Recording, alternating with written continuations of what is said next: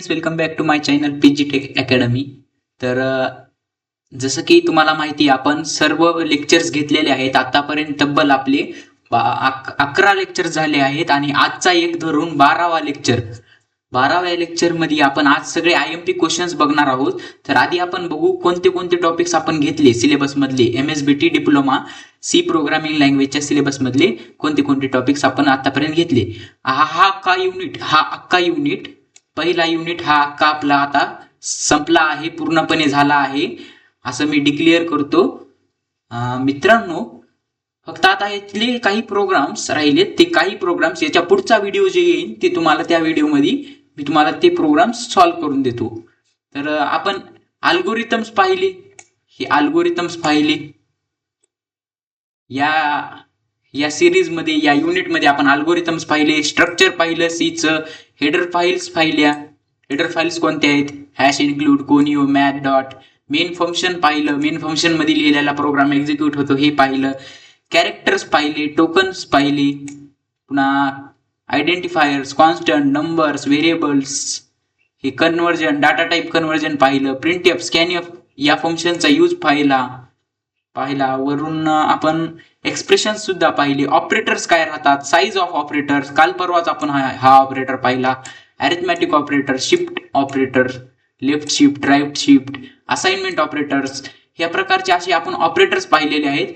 तर मित्रांनो, हे सर्व आपलं झालेलं आहे. मित्रांनो, हे सर्व आपलं झालेलं आहे. तुम्ही पाहू शकता या नोट्स आपल्या या सर्व ह्याच्या ऑलरेडी तयार होऊन सगळे शिकवून झालेले आहेत. मित्रांनो, A to Z सगळा सिलेबस या युनिटचा झालेला आहे. मित्रांनो, सगळे ऑपरेटर्स आपण बघितले. Arithmetic, logical, conditional operator, assignment operator, increment, decrement आणि स्पेशल ऑपरेटर्स हे सुद्धा आपण पाहिले. तर आजच्या लेक्चर मध्ये आपण बिटवाईज सुद्धा पाहिले ऑपरेटर. आजच्या लेक्चर मध्ये आपण सर्व IMP क्वेश्चन्स पाहणार आहोत. मित्रांनो, IMP क्वेश्चन्स कुठले? तर या युनिटमधून मित्रांनो, तुम्हाला माहिती हा युनिट तब्बल 12 मार्कासाठी येणार आहे. तुमच्या परीक्षेसाठी टोटल 12 मार्कासाठी हा युनिट येणार आहे. तर या युनिट मधून कसे प्रश्न तुम्हाला एक्झाम मध्ये पडतील? जी तुमची 70 मार्काची MSBT कडून एक्झाम होणार आहे, 70 मार्काची, त्या एक्झामला तुम्हाला कसे प्रश्न पडतील या युनिट मधून, तर ते मी तुम्हाला सांगणार आहे. मित्रांनो, आता पहिलं क्वेश्चन बघू आपण आणि एक एक क्वेश्चन मी तुम्हाला समजून सांगतो. इथं तसं नाही की मित्रांनो की मी नुसते क्वेश्चन्स दाखविणार, तुम्हाला समजून सांगणार त्याचं उत्तर कसं लिहायचं, त्या क्वेश्चनचं 2 मार्कासाठी किती पानं लिहायचे, 4 मार्कासाठी किती पानं लिहायचे, ऍडव्हान्टेज डिसएडव्हान्टेज लिहायचेत का, असं हे सर्व तुम्हाला गोष्टी सांगून देतो. कुठं डायग्राम काढायच्या, कुठं नाही, असं सर्व गोष्टी तुम्हाला सांगून देतो. तर मित्रांनो, पहिल्यांदा आपण 2 मार्कासाठीचे सर्व क्वेश्चन्स पाहूया. 2 मार्कासाठीचे. तर पहिला question, list the data type use in C. फक्त लिस्ट करायचे मित्रांनो, फक्त मांडायचे. लिस्ट करणे म्हणजे फक्त मांडायचे. डाटा टाइप कोणते कोणते? इंटिजर, फ्लोट, कॅरेक्टर, डबल, हे 4 डाटा टाइप मांडायचे मित्रांनो. इंट, फ्लोट, कॅर, डबल असे हे 4 डाटा टाइप मांडायचे आणि त्यांची साईज लिहायची. इथं साईज लिहायची. इंटची साईज काय? 2, इंटची साईज 2, कॅरची साईज 1, फ्लोटची साईज 4 आणि डबलची साईज 8. हे सर्व आपण मागच्या लेक्चर्स मध्ये पाहिलेले आहे. मित्रांनो, तुम्ही जर लेक्चर्स पाहिले नसतील तर सर्व आधी लेक्चर्स पाहून या इकडं. हे आपल्या पीजी टेक अकॅडमी वरती तुम्ही जर युट्यूब वरती सर्च कराल C programming language PG Tech Academy वरती, तर प्लेलिस्ट तुम्हाला भेटून जाईल सी प्रोग्रामिंग लँग्वेजची. तर त्या सी प्रोग्रामिंग लँग्वेजच्या प्लेलिस्ट मध्ये तुम्हाला सर्व सिलेबस आपण त्या फर्स्ट युनिटचा शिकविलेला आहे त्याच्यावर. तर सर्व सिलेबस तिथून पाहून घ्या आणि नंतर मग तुम्ही हे क्वेश्चन्स बघा. कारण की आधी क्वेश्चन बघताना तुम्हाला डायरेक्ट कसं समजन, म्हणून तर मी म्हणतो ना, आधी सिलेबस पाहून या. आपण सर्व शिकवलं आहे युनिट वाईज, प्रोग्राम वाईज सर्व आपण डिटेल मध्ये शिकवलं आहे, घेतलं आहे. आणि उद्या सुद्धा म्हणजे ह्याच्या पुढच्या जे लेक्चर येईल, आता हे तर लेक्चर आपलं 12वं लेक्चर आहे, 13वं जे लेक्चर येईल त्याच्यात आपण प्रोग्राम्स घेणार आहोत. या युनिटचे एक्स्ट्रा प्रोग्राम्स जे एक्स्ट्रा आहेत का, ते प्रोग्राम्स उद्या परवा घेणार आहोत आपण. हो की तुम्हाला पहिला प्रश्न समजला? डाटा टाइप लिस्ट करायचे, फक्त त्याचे एक्झाम्पल द्यायचे नाहीत, काय नाही, नुसतं लिस्ट करायचे. लिस्ट करायचे म्हणजे इंटिजर, फ्लोट, कॅर, डबल, नुसतं एवढं जरी लिहिलं तर चालते. दुसरा प्रश्न, कीवर्ड्स लिस्ट करायचे मित्रांनो. कीवर्ड्स काय मित्रांनो? रिझर्व्ड वर्ड्स आहेत. इथं आता डेफिनेशन विचारली नाही, काही नाही, फक्त लिस्ट करायचे. 2 मार्कासाठी असे प्रश्न येतात लिस्ट करायसाठी. कीवर्ड लिस्ट करा.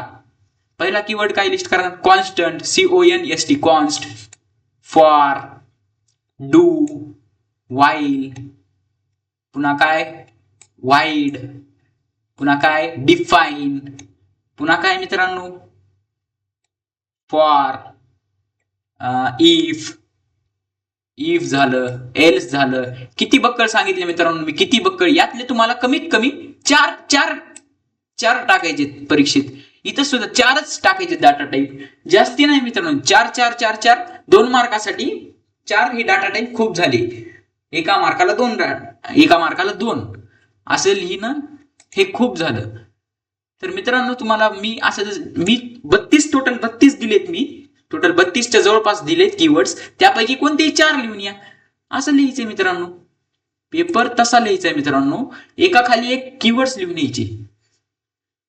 होप की तुम्हाला समजलं असेल. तर आता बघू, state any for math functions with its use. मित्रांनो तुम्हाला आठवते का मागल्या लेक्चरमध्ये आपण जेव्हा हेडर फाईल्स बघितल्या होत्या, हेडर फाईल्स मध्ये आपण #include.h, conio.h, math.h, string.h आणि हो अशा हेडर फाईल्स बघितल्या होत्या. तर math.h त्यातली एक हेडर फाईल आहे, त्याचे फंक्शन्स कोणते कोणते आहेत ते आपण बघितले नव्हते का? SQRT, SQR स्क्वेअर, SQRT असं काहीतरी फंक्शन होतं बघा.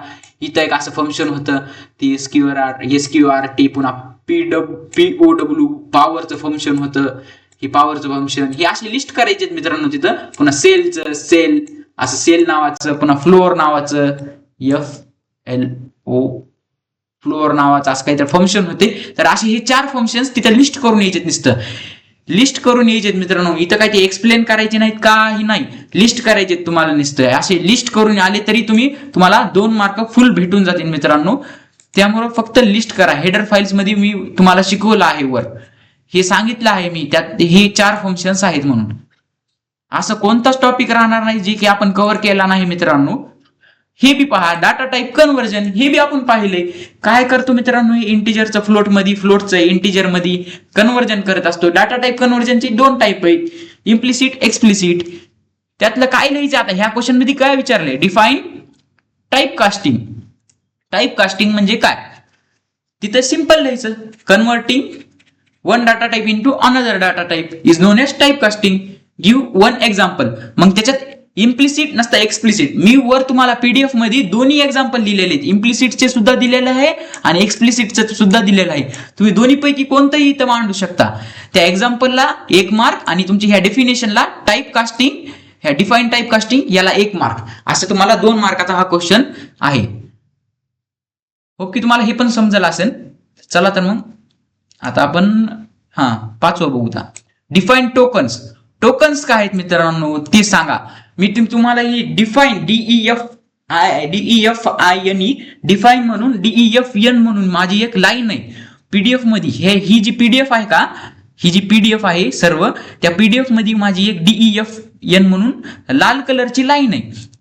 त्या टोकनच्या खाली जी DEFN म्हणून रेड कलरची लाईन नाही का, ती डेफिनेशन इथं टोकनच्या जागी लिहायची. 1 मार्काला ती. आणि आयडेंटिफायर म्हणजे काय? व्हेरिएबल. आयडेंटिफायर म्हणजे व्हेरिएबल, एखाद्या वस्तूला किंवा व्हेरिएबलला दिलेलं नाव म्हणजेच आयडेंटिफायर. आणि ती व्हेरिएबलची डेफिनेशन इथं लिहून यायची. फक्त व्हेरिएबलच्या जागी आयडेंटिफायर असं नाव लावायचंय. तर ती 1 मार्काला. असे 2 मार्काला हा प्रश्न. Draw left diagram. इथं आता तुम्हाला डायग्राम काढायचे मित्रांनो. कशाची डायग्राम? कशाची काढायची?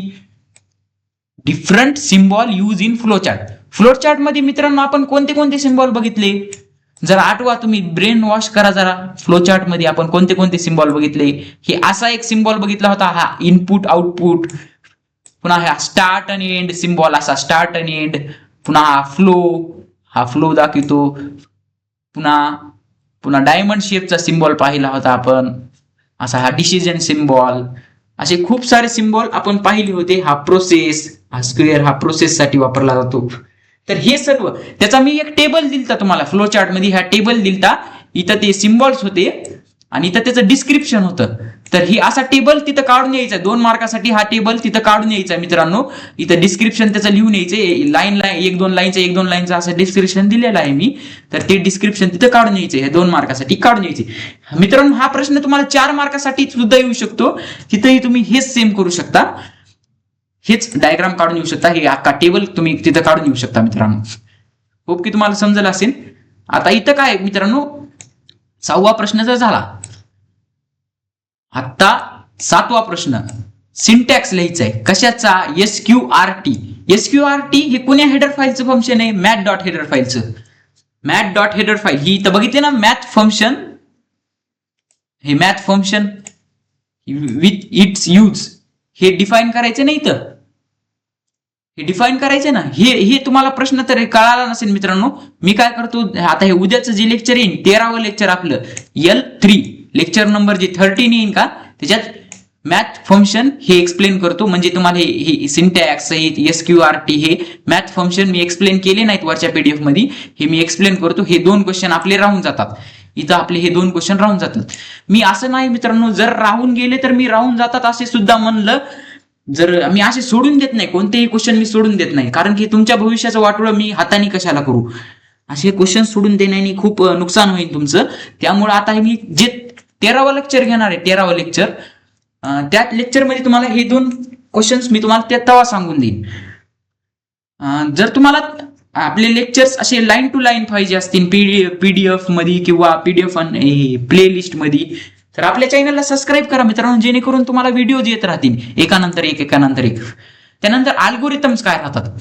आता वर डेफिनेशन मध्ये मी काय दिले, step by step execution of program in a simple language is known as algorithm. तेच लिहायचंय मित्रांनो, इथं तीच वाक्य लिहायचंय, तेच वाक्य डेफिनेशन लिहायची फक्त. डिफाईन व्हेरिएबल काय राहतात, एखाद्या ह्याला दिलेलं नाव म्हणजे त्याला व्हेरिएबल म्हणतात. एक व्हेरिएबल काय राहतात, एखाद्या मेमरीला दिलेलं नाव त्याला व्हेरिएबल म्हणतात. आणि कॉन्स्टंट काय राहतात मित्रांनो, कॉन्स्टंट ह्या व्हॅल्यू राहतात जी की व्हेरिएबलला दिलेले राहतात. ते वर मी तुम्हाला एक्सप्लेन केलं आहे, त्याच्यात तुम्हाला डेफिनेशन दिलंय, ते डेफिनेशन लिहून काढायचं आणि त्याचे एक्झाम्पल, कॉन्स्टंटचं एक एक्झाम्पल लिहायचं आणि व्हेरिएबलचं एक एक्झाम्पल लिहायचं. सिंपल 2-2 लाईनीचे एक्झाम्पल दिलेत मी मित्रांनो PDF मध्ये. तर ते 2-2 लाईनीचे एक्झाम्पल तुम्हाला लिहिणं झालेच पाहिजेत. ही होप की तुम्हाला समजेल असेल हे 2 मार्काचे क्वेश्चन्स. तुम्ही एवढेच क्वेश्चन करून जा मित्रांनो, तुम्हाला सर्व समजून जाईल मित्रांनो. एवढेच क्वेश्चन तुम्ही करून जा पेपरमध्ये. तर मित्रांनो आता 4 मार्काचे क्वेश्चन्स, 4 मार्क्स क्वेश्चन्स पाहूया आता.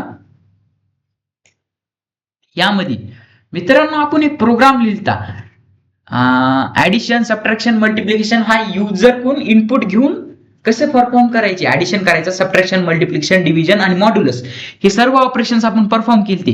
वर जर आठवत असेल तर तुम्ही जर सर्व लेक्चर्स केले असतील लाईन टू लाईन, तर तुम्हाला आठवत असेल हा प्रोग्राम सुद्धा आपल्याला झालेला आहे. ऍडिशन परफॉर्म करायचं, हे 4 मार्काला क्वेश्चन येऊ शकतो. Develop a C program for addition आणि मल्टिप्लिकेशन ऑफ 2 इंटिजर नंबर्स घ्यायचा. हेच सेम, हा प्रोग्राम सेमच आहे मित्रांनो, फक्त इथं सबट्रॅक्शन दिलेला आहे एक्स्ट्रा आणि डिव्हिजन दिलेला आहे एक्स्ट्रा. इथं काय ऍडिशन आणि मल्टिप्लिकेशन हे 2च ऑपरेशन परफॉर्म करायचे. सी प्रोग्राम लिहायचा इथं मित्रांनो. तुम्हाला परीक्षेमध्ये सी प्रोग्राम लिहा म्हणून असा प्रश्न येतो डायरेक्ट. हे वाचा प्रश्न नीट, राईट ए प्रोग्राम म्हणते direct. To accept 2 numbers integer numbers from user, म्हणजे युजर कडून व्हॅल्यू घ्यायची. युजर कडून व्हॅल्यू घेऊन कसा प्रोग्राम लिहायचा ते आपण हा प्रोग्राम पाहिलेला आहे. जर नाही पाहिलं असेल ते आपले लेक्चर्स बघा, प्रिव्हियस लेक्चर्स बघितल्याशिवाय पुढे येऊ नका मित्रांनो.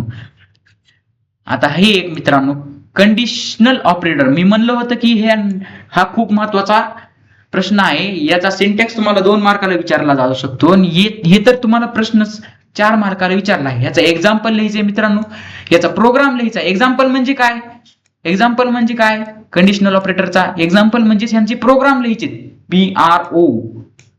PRG प्रोग्राम्स लिहायचे मित्रांनो. एक्झाम्पल्स म्हणजे कंडिशनल ऑपरेटरचा एक्झाम्पल म्हणजे काय, त्याचा प्रोग्राम जे आपण सॉल्व्ह केलाय का, जे मी ह्या PDF मध्ये दिलाय तुम्हाला ते प्रोग्राम्स. तर मित्रांनो तुम्ही म्हणत असताना PDF तुम्ही सर आम्हाला कधी देणार आहात, तर मी तुम्हाला पीडीएफ लवकरात लवकर देईन, तुमच्या युनिट टेस्टच्या आधीच देईन तुम्हाला पीडीएफ. तुम्ही टेन्शन घेऊ नका. आपण एक व्हॉट्सअप ग्रुप बनवित आहोत, त्या ग्रुपवरती तुम्हाला ते सर्व पीडीएफ दिले जातील. पुन्हा प्रिव्हियस इयरचे क्वेश्चन्स, हे IMP क्वेश्चन्स हे सर्व दिले जातील, जसं की आपण फर्स्ट व्हिडिओमध्ये तुम्हाला सांगितलं होतं. ऑपरेटर्स ह्याच्यात पुन्हा सिंटॅक्स एक लिहायचा, सिंटॅक्स, कंडिशनल ऑपरेटरची डेफिनेशन, त्याचा सिंटॅक्स, त्याचा एक्झाम्पल, प्रोग्राम, एवढं लिहिलं का तुम्हाला 4 मार्क हे भेटून जातील मित्रांनो. या जनरल स्ट्रक्चर मध्ये काय लिहायचे, जनरल स्ट्रक्चर कोणतं आहे, डॉक्युमेंटेशन, ग्लोबल व्हेरिएबल डिक्लेरेशन, हे असं हे आहे का डॉक्युमेंटेशन. त्याची डायग्राम बी काढायची. इथं जरी डायग्राम विचारली नसली तरी डायग्राम सुद्धा काढून द्यायची, इथं डायग्राम सुद्धा काढून द्यायची. आणि इथं पहा तेच प्रश्न आहे, इथं ड्रॉ आणि explain general structure of C, इथं विचारला आहे डायग्राम. जर डायग्राम विचारली तरी काढून यायची, डायग्राम नाही विचारली तरी काढून यायची. का मित्रांनो, तुम्ही म्हणता का सर, कारण की जास्ती मार्क तुम्हाला याच्यावरूनच पडतात मित्रांनो. तुमचे शिक्षक काहीच लाईन वाचतात, हे खूप आळशी राहतात पेपर चेक करणारे, आणि ते काहीच लाईन वाचतात तुमचे शिक्षक. ही लाईन वाचतील, ही लाईन वाचतील, ही तिसरी लाईन चौथी लाईन वाचणारच नाही, डायरेक्ट 5वी लाईन वाचतील. आणि जर तुम्ही इथं जर डायग्राम काढली तर या 3 लाईनीच्या जागी जर तुम्ही डायग्राम काढली तर हे 2 लाईनी ते वाचन, आणि ते डायग्राम काढली म्हणून डायग्रामचे 2 मार्क, आणि या 2 लाईनीचे म्हणजे जी काही पुढचा पेज लिहितात त्याचे 2 मार्क. असं एका पेजवर तुम्हाला डायग्राम आणि त्याची थोडी थिअरी, आणि दुसऱ्या पेजवर थोडी थिअरी, असं 2 पानं तुम्हाला एका या क्वेश्चन साठी लिहावं लागतील. 2 पानं. आपण ती अँसर शीट राहते, ही आता अँसर शीट आहे समजा, ह्याच्यावर 2 पानं, हा एक पान, हा एक पान, आणि हा एक पान, ह्याला 2 पानं. इथं डायग्राम, इथं त्याचं हे थोडी थिअरी, आणि इथं पूर्ण थिअरी, त्याचं एक्झाम्पल पुन्हा इथं लास्टला. असं एक पॅटर्न राहतो मित्रांनो, ते पॅटर्न फॉलो करावं लागते. काही जणांना पॅटर्नच माहित नसतो. आधी डायग्राम लिहायची, पुन्हा ती डायग्राम काय आहे ती एक्सप्लेन करायची, पुन्हा एक्झाम्पल द्यायचं, एक छोटंसं एक्झाम्पल द्यायचं, हॅलो वर्ल्डचा प्रोग्राम लिहून इथं एक्झाम्पल लिहून टाकायचं. इथं हॅलो वर्ल्डचा प्रोग्राम लिहू शकता, वर सांगू शकता कमेंट मध्ये हॅलो वर्ल्ड डॉक्युमेंटेशन, पुन्हा हेडर फाईल्स इन्क्लूड केल्या, कोणती हेडर फाईल्स इन्क्लूड केली, हॅश इन्क्लूड वाली, stdio.h, कारण printf फंक्शन वापरली म्हणून, असं ते सांगू शकता मित्रांनो. हे तुम्ही तुमच्या मनाने लिहू शकता मित्रांनो. अरिथमॅटिक ऑपरेटर आणि शिफ्ट ऑपरेटर विथ एक्झाम्पल, हे ऑपरेटर्स मी तुम्हाला सुद्धा सांगितले आहेत. ऑपरेटर्स एक्झाम्पल्स लिहायचे आणि हे ऑपरेटर्स एक्सप्लेन करायचे. एक्झाम्पल्स म्हणजे इथं काय लिहायचं, एक तर प्रोग्राम तर लिहायचा नसता, मी एक्झाम्पल छोटे एक्झाम्पल्स प्रत्येक ऑपरेटर झाल्यावर दिले आहेत ते तरी एक्झाम्पल्स लिहायचे. दोन्हीपैकी तुम्ही काही लिहू शकतात. जर प्रोग्राम लिहिला तर एक्झाम्पल लिहू नका, आणि जर एक्झाम्पल लिहिलं तर प्रोग्राम लिहू नका, असं माझा अर्थ आहे, असं माझं म्हणणं आहे. यामध्ये पहा आता question number 6, printf scanf. printf scanf चा सिंटॅक्स लिहायचा आहे मित्रांनो. मी printf scanf तुम्हाला printf scanf स्टेटमेंटची डेफिनेशन दिलेले आहेत वरी हेडर फाईल्सच्या तिथं, पण त्याचा सिंटॅक्स मी तुम्हाला दिला नाही. आणि एक्झाम्पल तर तुम्ही कोणताही घेऊ शकतात. printf साठी तुम्ही एक्झाम्पल घ्या, किंवा printf आणि scanf दोन्हीसाठी एकच एक्झाम्पल घ्या. ऍडिशनचा प्रोग्राम घ्या, ऍडिशनचा प्रोग्राम. युजर कडून आपण व्हॅल्यू घेतात तेव्हा आपण scanf वापरतो, युजर कडून जेव्हा व्हॅल्यू घेतात तेव्हा scanf वापरतो आपण, आणि आउटपुटला डिस्प्ले करायला printf वापरतो. त्यामुळे हे एक्झाम्पल, ऍडिशनचा प्रोग्राम जर तुम्ही घेतला, इथे ऍडिशनचा प्रोग्राम जर तुम्ही लिहिला तर हे दोन्ही ह्याच्यात फुलफिल होते, तर एकाच एक्झाम्पल मध्ये तुम्हाला दोन्ही वापरले दाखविता येतील. आणि सिंटॅक्स कसा लिहायचा मित्रांनो, इथं बघा, मी आता ह्याच लेक्चरमध्ये तुम्हाला सिंटॅक्स सांगतो. प्रिंटएफचा सिंटॅक्स काही नाही हो मित्रांनो, सिंटॅक्स म्हणजे एक स्ट्रक्चर राहते. इथं प्रिंटएफ लिहायचं आधी, प्रिंटएफ लिहायचं नीट. प्रिंटएफ फंक्शन मध्ये इथं डबल कोटेशन मध्ये मेसेज लिहायचा, MSG मेसेज लिहायचा. इथं असं क्लोज करायचं, ह्याला क्लोज करायचं, आणि ह्याला असं सेमी कॉलम लावून क्लोज करायचं. हा झाला त्याचा सिंटॅक्स, प्रिंटएफचा सिंटॅक्स. आणि स्कॅनएफचा सिंटॅक्स SCAN, स्कॅनएफचा सिंटॅक्स सेम असाच. इथं फॉर्मॅट स्पेसिफायर लावायचं. एक तर फॉर्मॅट स्पेसिफायर म्हणा, FOR फॉर्मॅट स्पेसिफायर. मी आता शॉर्ट मध्ये लिहितो, इथं पूर्ण लिहायला जागा नाही. फॉर्मॅट स्पेसिफायर लिहायचा, आणि इथं कॉमा देऊन, इथं मित्रांनो इथं कॉमा देऊन ती जी व्हॅल्यू डिस्प्ले करायची ती व्हॅल्यू टाकायची मित्रांनो. समजा व्हेरिएबल नेम, इथं ज्या व्हेरिएबलची व्हॅल्यू खेचून आणायची ते टाकायचं मित्रांनो. तुम्ही प्रोग्राम्स पाहिले असतील तर तुम्हाला समजून येईल स्कॅनएफचा वापर. आणि हा झाला स्कॅनएफचा सिंटॅक्स. प्रिंटएफ मॅसेज हे ओपनिंग क्लोजिंग कर्ली ब्रेसेस मध्ये लिहायचं आणि या डबल कोटेशन मध्ये लिहायचं आणि सेमीकॉलम शेवटी. इथं सुद्धा सेमीकॉलम शेवटी मित्रांनो. स्कॅनएफ फॉर्मॅट स्पेसिफायर हे डबल कोटेशन मध्ये आणि इथं कॉमा देऊन व्हेरिएबल नेम, ज्या व्हेरिएबलची व्हॅल्यू डिस्प्ले करायची त्या व्हेरिएबलचं नाव. इथं ऍड्रेस ऑपरेटर राहिला मित्रांनो. इथं ऍड्रेस ऑपरेटर हे असा ऍड्रेस, ज्या व्हेरिएबल व्हॅल्यू टाकायची त्याचा ऍड्रेस द्यायचा मित्रांनो. ऍड्रेस ऑपरेटर ज्या व्हेरिएबलवर व्हॅल्यू टाकायची त्याचा ऍड्रेस द्यायचा या व्हेरिएबल नेम. होप की तुम्हाला समजलं असेल. तर आता हे कट करतो मी. तरी तुम्ही गुगल वरती जाऊन बघा सिंटॅक्स प्रिंटएफचा आणि स्कॅनएफचा. गुगल वरती सरळ टाईप करायचं सिंटॅक्स प्रिंटएफ स्कॅनएफ. एवढंच दिलं नाही, बाकीचं सगळं डिफाईन केलेलं आहे. प्रिंटएफ काय राहतं, स्कॅनएफ काय राहतं हे सर्व सांगितलेलं आहे. तर आता पहा मित्रांनो, हे झालं. हे झालं. व्हेरिएबल्स काय राहतात मित्रांनो आणि व्हेरिएबल्सचे रूल्स. मी तुम्हाला 100% हा प्रश्न येईल म्हणून सांगत आहे मित्रांनो. हा 100% प्रश्न येईल तुमच्या 70 मार्काच्या पेपरमध्ये, किंवा आता जे येईल त्या उद्या परवाला तुमच्या युनिट टेस्ट येतील तेव्हा सुद्धा हा प्रश्न महत्वाचा राहणार आहे. शिक्षक सुद्धा हा प्रश्न इग्नोर करीत नाहीत मित्रांनो. शिक्षक सुद्धा या प्रश्नावर भर देतात. व्हेरिएबल्सची डेफिनेशन लिहायची. व्हेरिएबल्स काय राहतात ते लिहायचं. वर मी दिलेली आहे डेफिनेशन. जेव्हा शिकवित होतो मी व्हेरिएबल्स तेव्हा आपले लेक्चर्स पहा म्हणतोय मी. आणि ह्या रूल्स सुद्धा आपण शिकविलेले आहेत. ते रूल्स लिहायचे आहेत. Point wise step wise rules लिहायचे आहेत. प्रोग्राम्स हा एरिया ऑफ सर्कलचा प्रोग्राम आपण 2दा-3दा घेतलाय. पण एरिया ऑफ सर्कल आपण साधा एरिया ऑफ सर्कल घेतलाय. बाय युजिंग फंक्शन घेतलाय का? नाही. बाय युजिंग फंक्शन आपण कधी घेणार आहोत? जेव्हा आपला चौथा युनिट 4 जेव्हा येईल का तेव्हा आपण युजिंग फंक्शन घेणार आहोत. तेव्हा फंक्शनचा यूज करून area of circle find out करायचा. आता तुम्हाला प्रश्न जर विचारला तर फक्त या युनिट मधून write a program to find area of circle आणि त्याचा हे सुद्धा मी तुम्हाला दिलेला आहे. ह्याचा प्रोग्राम सुद्धा दिलेला आहे, पाहून घ्या. आणि फंक्शन साठीचा वेगळा.